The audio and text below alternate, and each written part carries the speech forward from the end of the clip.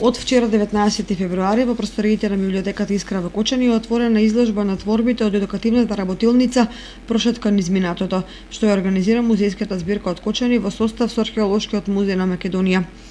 Работилницата беше реализирана со 20 на деца од 4 до 14 години под менторство на магистар Александра Димитрова, а организатор на изложбата е Илинка Атанасова. Изложбата е крајниот чекор од едукативната работилница која што беше проект за 2017 година и се реализира заклучно со месец декември. Беше замислена во 3 чекори. Во првиот чекор следуваше едно едукативно предавање во кое што учесниците во работилницата беа запознаени со културното наследство на општина Кочани. Вториот чекор опфаќаше изработка на творби.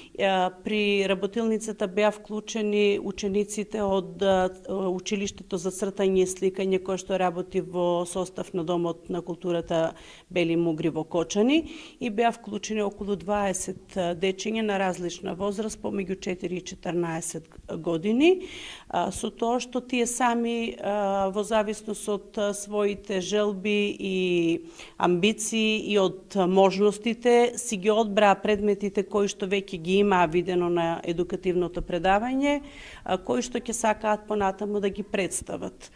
Нивните творби се резултат на оваа денешна изложба.